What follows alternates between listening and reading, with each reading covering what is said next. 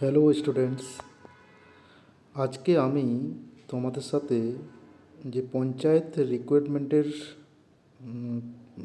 রিক্রুটমেন্টে যে নির্মাণ সহায়ক টেকনিক্যাল ফিল্ডের যে রিক্রুটমেন্টটা হবে তার সম্পর্কে তোমাদের সাথে ইনফরমেশন দিতে এসেছি। আমাদের এই যে নির্মাণ সহায়ক টেকনিক্যাল ফিল্ডে যে রিক্রুটমেন্টটা হচ্ছে, সেখানে সিভিল ইঞ্জিনিয়ার যারা আছো, ডিপ্লোমা ডিগ্রি বা বিটেক ডিগ্রি, তারা এখানে এলিজিবেল। তোমরা এই পোস্টটার জন্য পড়াশোনা কি স্টার্ট করে দিয়েছো? যদি স্টার্ট না করে থাকো তাহলে তাড়াতাড়ি স্টার্ট করে দাও, কারণ আমাদের মাননীয় মুখ্যমন্ত্রী মহাশয় বলেছেন যে দুর্গাপূজার আগেই এই রিক্রুটমেন্ট কমপ্লিট করা হবে। তো এই এক্সামের সম্পর্কে তোমরা সিলেবাস কি জেনে গেছো?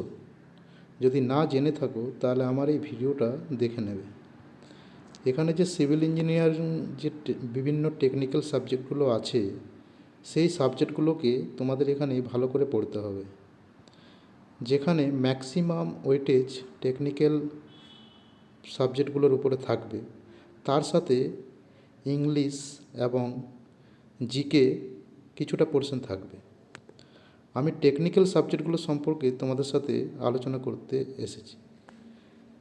যেমন আমাদের কতগুলো টেকনিক্যাল সাবজেক্ট আছে, যার মধ্যে কোন কোন সাবজেক্টগুলো ভালো করে পড়লে তোমাদের এই এক্সামটা খুব সহজে খুব ভালো মার্কসের সাথে ক্র্যাক করা যাবে।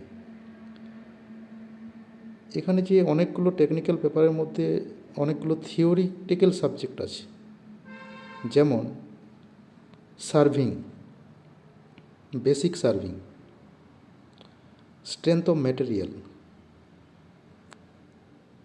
Building material, concrete technology, soil mechanics, environmental engineering, transportation engineering, irrigation engineering. এই সাবজেক্টগুলো মোটামুটি 5 থেকে 7টা সাবজেক্ট তোমরা ভালো করে পড়ো। তার সাথে সাথে যেমন নিউমেরিক্যাল সাবজেক্ট, স্ট্রাকচারাল ইঞ্জিনিয়ারিং,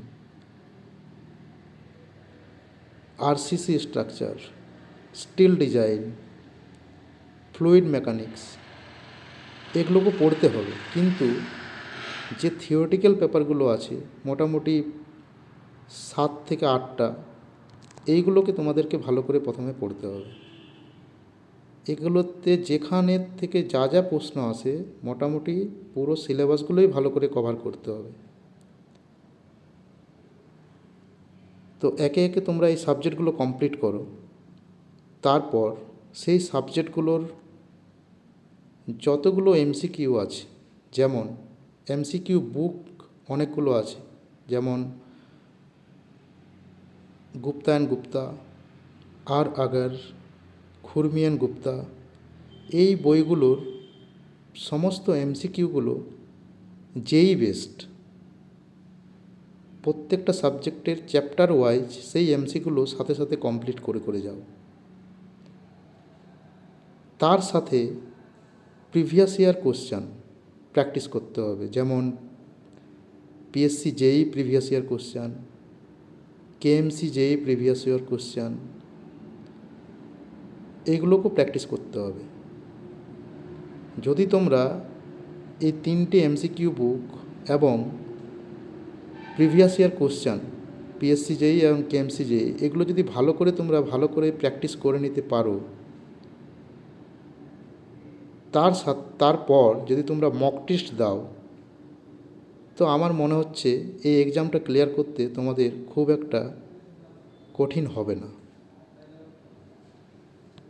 তো বর্তমানে তোমরা সিলেবাস যাদের কমপ্লিট হয়নি, সেই সিলেবাসগুলো চ্যাপ্টার ওয়াইজ, সাবজেক্ট ওয়াইজ প্রথমে ভালো করে কমপ্লিট করো। তারপর এমসিকিউ প্র্যাকটিস করবে, তারপর মক টেস্ট দেবে, প্রিভিয়াস ইয়ার কোশ্চেন প্র্যাকটিস করবে। স্টার্ট করে দাও তাড়াতাড়ি, বেশি দেরি করে লাভ নেই। যত তাড়াতাড়ি পারবে স্টার্ট করে দাও। 3 মাসের মধ্যে চেষ্টা করো এই পুরো প্রসেসটা কমপ্লিট করার।